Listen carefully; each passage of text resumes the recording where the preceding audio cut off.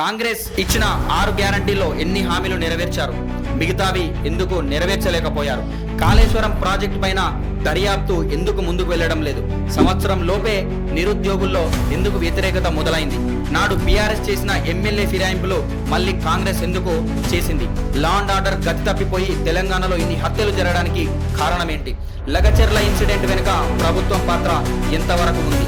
తెలంగాణలో real estate, IT industry పడిపోవడానికి కారణాలేంటి? 2 నెలలు హడావిడి చేసిన హైడ్రా ఇప్పుడు గమ్మున ఉండడానికి కారణమేంటి?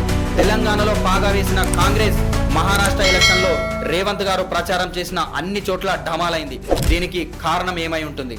ఇవన్నీ తెలుసుకోవాలనుందా? అయితే మన రేవంత్ గారి 1 ఇయర్ పాలన ఒకసారి చూద్దాం. Let's go. గత సంవత్సరం నవంబర్ 30వ తారీఖు రోజు ఎలక్షన్స్ జరిగాయి తెలంగాణలో.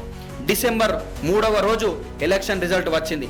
చాలా మంది తెలంగాణ ప్రజానికం కాంగ్రెస్ గెలుస్తుందనే ధీమాతోనే ఉన్నారు. కానీ ఎక్కడో కేసీఆర్ తెలంగాణ సెంటిమెంట్ కూడా ఉంది. మళ్ళా కేసీఆర్ గెలుస్తాడని టీఆర్ఎస్ కార్యకర్తలు భావించారు. కానీ మెజారిటీ ప్రజానికం ఊహించినట్టే కాంగ్రెస్ జెండా ఎగరవేసింది. అధికార పార్టీ అయిన బీఆర్ఎస్ 39 సీట్లతో, బీజేపీ 8 సీట్లతో, కాంగ్రెస్ 64 సీట్లతో అధికారం చేపట్టింది.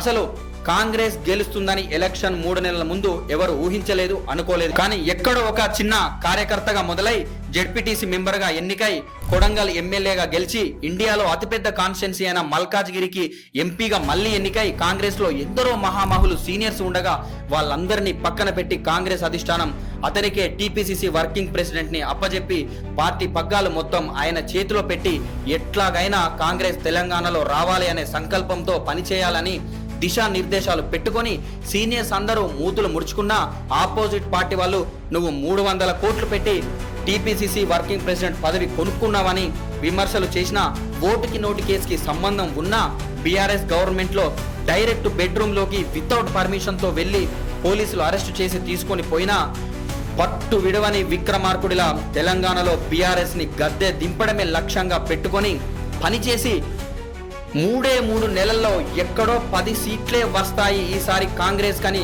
అన్ని సర్వేలు, రాజకీయ విశ్లేషకులు చెప్పినా అవన్నీ ఏమీ వినకుండా ప్రజల్లోకి వెళ్ళి రాష్ట్రమంతటా నేను ఉన్నాను, ఈసారి బీఆర్ఎస్ గద్దె దింపాలి అని కంకణం కట్టుకొని బీఆర్ఎస్ చేసిన నెగిటివ్ గట్టిగా ప్రజల్లోకి తీసుకొని పోయి 100కి పైన సభల్లో అతనే ముందు ఉండి నడిపించి ఎండ, వాన, చలి అని తేడా లేకుండా 3 నెలల్లో అట్టడుగున ఉన్న పార్టీని ఎలక్షన్స్ లో 64 సీట్లతో విజయకేతనం ఎగిరిపించి ఈ రోజు సీఎం కుర్చీలో కూర్చున్నారు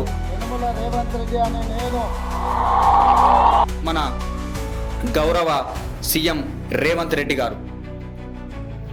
మరి ఈ 1 ఇయర్ సుదీర్ఘ కాలంలో కాంగ్రెస్ ఇచ్చిన హామీలు నెరవేర్చారా? ఎంతమందికి మేలు జరిగింది? అన్ని రకాల ప్రజలకి మేలు ఏమైనా జరిగిందా లేదా అనేది మనం ఇప్పుడు తెలుసుకుందాం.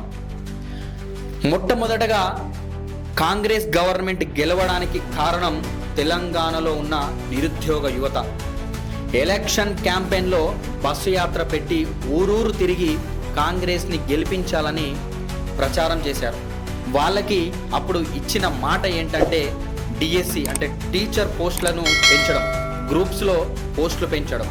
అనుకున్నట్టుగానే డిఎస్సిలో పోస్టులను పెంచి నోటిఫికేషన్ వేశారు. కానీ ఇక్కడ 25,000తో అన్నట్టుగా వేయలేదు. మెగా డిఎస్సి వేస్తానని ప్రకటించి 11,062 పోస్టులతో నోటిఫికేషన్ ఇచ్చారు. డిఎస్సికి ముందు టెట్ కూడా వేశారు. అయినా కూడా నిరుద్యోగుల మళ్ళీ వ్యతిరేకత మొదట్లోనే మొదలైంది. రోడ్లపైకి వచ్చారు, ధర్నాలు చేశారు.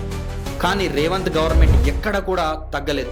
మరో డిఎస్సి నోటిఫికేషన్ ఉంటుందని చెప్పి ప్రతి 6 నెలలకోసారి టెట్ ఎగ్జామ్ని నిర్వహిస్తామని చెప్పి ఇప్పటికే నిరుద్యోగులు 6 సంవత్సరాల నుండి వెయిట్ చేస్తున్నారు. దయచేసి ప్రతిపక్షాల మాట వినొద్దు, అందరూ బాగా చదువుకొని ఎగ్జామ్స్ బాగా రాసి పిల్లలకి పాఠాలు చెప్పాలి, మీకోసం పాఠశాలలు ఎదురు చూస్తున్నాయని ప్రకటన చేశారు.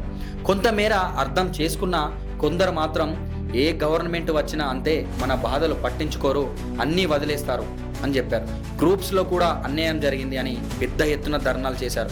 ఎగ్జామ్ నోటిఫికేషన్ పోస్ట్ పోన్ చేయాలని ఇక్కడ కూడా రేవంత్ రెడ్డి గారు తగ్గలేదు. లాఠీ చార్జ్ కూడా జరిగింది. కానీ అనుకున్న టైంకే, అనుకున్న డేట్కే ఎగ్జామ్ పెట్టారు. ముఖ్యంగా మేనిఫెస్టో చూసుకుందాం. మేనిఫెస్టోలో 6 గ్యారంటీలు ప్రకటన చేసింది కాంగ్రెస్ గవర్నమెంట్. దీంట్లో మహిళలకి మహాలక్ష్మి పథకం కింద ప్రతి నెల 2,500 రూపాయలు, 500 గ్యాస్కి, ఆర్టీసీ బస్సులో ఉచిత ప్రయాణం. ఇంకోటి రైతులకి రైతు భరోసా ప్రతి సంవత్సరం 15,000 రూపాయలు, అంటే రైతులకి, కౌలు రైతులకి 12,000 రూపాయలు వ్యవసాయ కూలీలకి. ఇంకా వారి ప్రతి పంటకి క్వింటల్కి 500 రూపాయల బోనస్. గృహజ్యోతి కింద ప్రతి కుటుంబానికి 200 యూనిట్స్ వరకు ఉచిత విద్యుత్. ఇంకొకటి ఇందిరమ్మ ఇల్లు లేని వాళ్ళకి ఇంటి స్థలంతో పాటు 5 లక్షల రూపాయలు. దీంట్లో ఉద్యమకారులకి 250 చదరపు గజాల ఇంటి స్థలం. యువ వికాసం కింద ప్రతి పేద విద్యార్థికి భరోసా కార్డు కింద 5 లక్షల రూపాయలు. చేయూత కింద 4,000 రూపాయలు నెల పెన్షన్ ముసలి వారికి. వీళ్ళకి 10 లక్షల వరకు, అంటే అందరికీ 10 లక్షల వరకు రాజీవ్ ఆరోగ్యశ్రీ ఇన్సూరెన్స్. మరి దీనిలో కొన్ని మాత్రమే కార్యరూపం దాల్చాయి. దీంట్లో ఉచిత విద్యుత్, ఆర్టీసీ ఉచిత ప్రయాణం, బోనస్ అంటే మొన్నటి నుండే స్టార్ట్ అయింది కాబట్టి రైతులకు వరి. ఇంకా మిగతా వాటికి డేట్స్ చెప్తున్నారు, చూడాలి. కొన్నింటికి అనౌన్స్ కూడా చేశారు.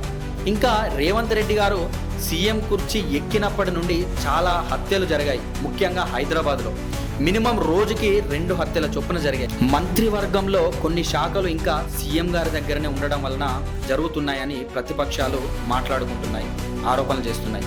హోమ్ మినిస్ట్రీ, విద్యాశాఖ ఎక్సెట్రా లాంటివి. లా అండ్ ఆర్డర్ మొత్తం గాడి తప్పిపోయిందని చెప్పవచ్చు రేవంత్ రెడ్డి గారి పాలనలో. గత ప్రభుత్వంలో ఎమ్మెల్యేలు ఫిరాయింపులు జరిగి అప్పుడు బీఆర్ఎస్ ప్రభుత్వం 10 మందిని పైగా కాంగ్రెస్ ఎమ్మెల్యేలను కొనుక్కుంది అని కాంగ్రెస్ అప్పుడు ఆరోపణలు చేసింది. కానీ ఇప్పుడు కాంగ్రెస్ కూడా అలానే చేసింది. కొంతమంది ఎమ్మెల్యేలను కొనుక్కొని లాక్కొని కాంగ్రెస్లో పదవులు, అలాంటి మంత్రి పదవులు ఇచ్చేసింది. అది కూడా పెద్ద దుమారమే లేచింది. దీనిపైన కాంగ్రెస్ ఏమంటుందంటే, మా వాళ్ళని మేము హక్కున చేర్చుకుంటున్నాము, అప్పుడు మీ గురించి తెలియక భయంతో పదవులు ఆశ చూపడంతో వచ్చారని కబుర్లు చెప్తుంది. అంటే ఇక్కడ గవర్నమెంట్లో ఏ పార్టీ ఉన్నా చివరకు నీతి ఏ రాజకీయ నాయకుడు పాటించాడు అని అర్థం. ఇక్కడ వాళ్ళకి అధికారమే ముఖ్యం, మెజారిటీ ముఖ్యం. నాయకులకైతే పదవి ముఖ్యం. ఎక్కడ అధికారం ఉంటే అక్కడికి జంపు జిల్లాని. రుణమాఫీ కార్యక్రమం అనేది రేవంత్ రెడ్డి గారి గవర్నమెంట్లో చాలా పెద్ద నిర్ణయం. ఎందుకు అంటే దేశానికి రైతులు వెన్నెముక. వాళ్ళకి ఏదైనా చేస్తే గట్టిగా చేయాలి. వాళ్ళు హ్యాపీగా ఉంటే దేశం బాగుంటుంది.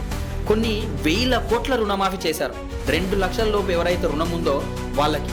ఇంకా కొన్ని టెక్నికల్ ఇష్యూస్ వల్ల కొంతమందికి కాలేదు, కానీ మెజారిటీ రైతులకు మాత్రం అయితే ఈ 2 లక్షల రూపాయల రుణమాఫీ అందింది. రేవంత్ గారి హయాంలో ఒక పెద్ద హాట్ టాపిక్ ఏందయ్యా అంటే హైడ్రా. ఇది ఒక 2 నెలలు హడావిడి చేసి ప్రజలను భయభ్రాంతులకు గురి చేసింది. సామాన్య ప్రజల ఇళ్లను కూల్చేసింది. కొంతమంది సూసైడ్ కూడా చేసుకొని చనిపోయారు, కొంతమంది భయపడి చనిపోయారు. ఓన్లీ పేదల ఇళ్లకు మాత్రమే కూల్చడంతో రేవంత్ గవర్నమెంట్ పైన ప్రజల్లో చాలా వ్యతిరేకత మొదలైంది. పెద్ద ఎత్తున ఒక 2 నెలలు చాలా హడావిడి చేసింది హైదరాబాద్. ముఖ్యంగా హైదరాబాద్లోనే ఎందుకు అని కూడా అనుకుంటున్నారు. కాంగ్రెస్ హైదరాబాద్లో ఒక్క సీటు కూడా గెలవలేకపోయింది. అందుకే రేవంత్ గారు కక్ష కట్టి చేశాడు అని ఆరోపణలు వచ్చాయి. సొంత తమ్ముడు అయిన తిరుపతి రెడ్డి గారి ఇల్లు కూల్చకపోవడం, బీఆర్ఎస్ ఎమ్మెల్యే అయిన మల్లారెడ్డి గారిని ముట్టుకోకపోవడం, ఓవైసీకి సంబంధించిన కొన్ని కాలేజీలు కానీ వాళ్ళ స్థలాలను ముట్టుకోకపోవడంతో పెద్ద ఎత్తున వ్యతిరేకత మొదలైంది. మూసి ప్రక్షాళనని పేదల ఇళ్లపైన పడ్డాడు అని, కానీ ఇది ప్రజలకు మేలు చేసే ప్రాజెక్ట్ అని, వారికి వేరే కొత్త ఇల్లు కట్టించి ఇస్తాను అని చెప్పి అక్కడ పనులు స్టార్ట్ చేశారు. కానీ ఒక 2 నెలలు హడావిడి చేసిన హైడ్రా ఇప్పుడు ఎక్కడా అని జనాలు ముక్కున వేలు వేసుకుంటున్నారు. ఈ హైడ్రా ఎఫెక్ట్ ముఖ్యంగా మహారాష్ట్ర ఎలక్షన్స్ పైన కూడా ఎఫెక్ట్ పడుతుందని భావించే సైలెంట్ అయిపోయారు రేవంత్ గవర్నమెంట్ అని ప్రజలందరూ మాట్లాడుతున్నారు. కానీ మహారాష్ట్రలో గెలవకపోవడానికి కారణం కూడా ఇది ఒకటి అని చెప్పుకోవచ్చు. ఇంత చిన్న లాజిక్ కాంగ్రెస్ ఎలా మిస్ అయిందనేది వాళ్ళకే తెలియాలి. హైడ్రా వల్ల పేదల కడుపు మీదనే కొట్టారు, కానీ పెద్దవాళ్ళని కాదు. అన్నీ తేల్చి చెప్పారు జనాలు. రేవంత్ గవర్నమెంట్లో ముఖ్యంగా ఒకరిపైన ఒకరు బాగా విమర్శలు చేసుకున్నారు. ఇటు బీఆర్ఎస్ వాళ్ళు, ఇటు కాంగ్రెస్ వాళ్ళు వ్యక్తిగత దూషణలకు పోయారు. ఎమ్మెల్యే ప్రతిదాడులకు దిగారు. కౌశిక్ రెడ్డి, ఆర్కే పొడి గాంధీ ఒకరిపై ఒకరు దమ్ము అని చాలా చిల్లరగా మాట్లాడుకున్నారు. జనాలు చూసి నవ్వుకున్నారు, చివాట్లు పెట్టారు. వీళ్ళు ఎమ్మెల్యేలా, వీళ్ళు రౌడీలా అన్నట్టు బిహేవ్ చేశారు. దీనిపైన రేవంత్ రెడ్డి గారు ఒక్కసారి కూడా స్పందించలేదు. అప్పుడే లా అండ్ ఆర్డర్ గాడి తప్పినట్టు అయిపోయింది. మళ్ళీ మధ్యలో కొండా సురేఖ గారు, అక్కినేని ఫ్యామిలీ, సమంత గారిపైన నీచమైన కామెంట్లు చేశారు. అది కాస్త దేశం మొత్తం దుమారం లేపింది. లాస్ట్కి మొన్న కోర్టు కొండా సురేఖ గారి పైన యాక్షన్ తీసుకోమని చెప్పింది. పొంగులేటి శ్రీనివాస్ గారి పైన కూడా ఆ మధ్యలో ఒక రైడ్ జరిగింది. అక్కడ బయటకు కొన్ని న్యూస్ వచ్చినా దీనిపైన పబ్లిక్ డొమైన్లో ఎలాంటి వార్తలు బయటికి రాకపోవడం ఒక ప్రశ్నగా మిగిలిపోయింది. గత బీఆర్ఎస్ ప్రభుత్వం చేపట్టిన కాళేశ్వరం ప్రాజెక్ట్ పైన చాలా ఎలిగేషన్స్ తెచ్చారు. ప్రాజెక్టు కూడా కుంగిపోయింది, దానిపైన ఎంక్వైరీ వేశారు. ఈసారి ప్రాజెక్టులో ఎలాంటి పంపింగ్ నడవలేదు, కాళేశ్వరం వాటర్ ఎక్కడ కూడా పొలాలకి రాలేదు. కానీ కొన్ని లక్షల ఎకరాల పంటలు ఈసారి తెలంగాణలో పండాయి. మొదటి నుండి Kaleshwaram project Kalvakuntla package project అని మొత్తుకుంటున్న కాంగ్రెస్కి నిజమని తేలిపోయింది. ఇప్పుడు జనాలు కూడా నిజమే అని నమ్మారు. దానిపైన ఎంక్వైరీ వేశారు, కానీ దాన్ని ఎందుకు ముందుకు తీసుకొని వెళ్ళలేకపోతున్నారని ప్రజల నుండి ప్రశ్నలు వినిపిస్తున్నాయి. నిజంగా దానిలో అంటే కాళేశ్వరం ప్రాజెక్టులో అవినీతి జరిగితే ఎందుకు శిక్షార్హులను చేయడం లేదు? కొన్ని లక్షల కోట్లు వృధా చేశారు జనాల సొమ్ము. ఇది జరిగింది వాస్తవమా కాదా అని నిరూపించాల్సిన బాధ్యత రేవంత్ గారి పైన, రేవంత్ గవర్నమెంట్ పైన ఉంది అని ప్రజలు నిలదీస్తున్నారు. కొడంగల్లో లగచెర్లలో కలెక్టర్ పైన దాడి. ఇది రాష్ట్రానికి ఒక చెంపపెట్టు లాంటిది. ఎందుకు అంటే ఒక ఐఏఎస్ అడ్మినిస్ట్రేటర్ పైన దాడి చేయడం అంటే చిన్న విషయం కాదు. అక్కడ అలాంటి పరిస్థితి ఉన్నప్పుడు సెక్యూరిటీని ఎందుకు ఇవ్వలేదు గవర్నమెంట్? అక్కడ ఫార్మాసిటీకి పర్మిషన్ ఇచ్చి భూముల కోసం వెళ్ళినప్పుడు ఈ ఘటన జరిగింది. ప్రజలతో ముందు మాట్లాడకుండా తొందరపాటు నిర్ణయాలు తీసుకొని ఒక ఐఏఎస్ పైన దాడి జరగడానికి కారణం అయ్యారు రేవంత్ గవర్నమెంట్. ఇదంతా ఎమ్మెల్యే పట్నం నరేందర్ రెడ్డి వాళ్ళ అనుచరుల ఆధ్వర్యంలో జరిగిందని ఆయన్ని కూడా అరెస్ట్ చేశారు. ఇప్పటికీ జైల్లోనే ఉన్నారు. అర్ధరాత్రి లగచెర్లలో అమాయకుల పైన, రైతుల పైన పోలీసులు దాడి చేసి అరెస్టులు చేశారు. దీనిపైన రాష్ట్రం మొత్తం ఉట్టుడికిపోయింది. కొన్ని రోజుల తర్వాత మళ్ళా రేవంత్ గారు ఈ ఫార్మాసిటీ నిర్ణయం పైన వెనక్కి తగ్గారు. ముఖ్యంగా తెలంగాణకి ఆదాయం ఎక్కడంటే హైదరాబాద్. కానీ రేవంత్ గవర్నమెంట్ వచ్చినప్పటి నుండి రియల్ ఎస్టేట్, ఐటీ ఇండస్ట్రీ చాలా డల్ అయిపోయింది. అసలు మార్కెటే లేకుండా పోయింది. ఈ రెండు తెలంగాణకి మూల స్తంభాలు, కానీ వాటిని పట్టించుకోకుండానే ఉండిపోయింది కాంగ్రెస్ గవర్నమెంట్. ఐటీ అయితే ఎక్కడో ఉంది. గత బీఆర్ఎస్లో ఈ రెండు పరుగులు తీశాయి. ఇప్పుడు మళ్ళీ అట్టుడికి స్థానానికి వెళ్ళిపోయాయి. రాష్ట్రానికి పేరు, ఎకానమీ వచ్చేది వదిలేశారు అని ఆరోపణలు చేశారు. రీజనల్ రింగ్ రోడ్కి పర్మిషన్ ఇచ్చారు. దానివల్ల ఇంకా ఎకానమీ పెరిగిపోతుంది, హైదరాబాద్ కెపాసిటీ కూడా పెరుగుతుంది. కానీ దాన్ని తొందరగా కంప్లీట్ చేయాలి. కొన్ని మెట్రో దారులకి కూడా పర్మిషన్స్ ఇచ్చారు. వర్క్ కూడా నడుస్తుంది. ముఖ్యంగా ఎల్బీ నగర్ నుంచి శంషాబాద్, ఎంజీబీఎస్ నుంచి చార్మినార్, చాదర్గఢ్ ఆ రోడ్లో, మరియు రాయదుర్గం నుంచి శంషాబాద్. ఇవి మెయిన్గా ఈ 4 సంవత్సరం లోపు కంప్లీట్ చేయాలని ఒక టార్గెట్ పెట్టుకుంది ఈ గవర్నమెంట్. ఈ 1 ఇయర్లోనే రేవంత్ గారు ఢిల్లీకి 25 సార్లు పోయారు.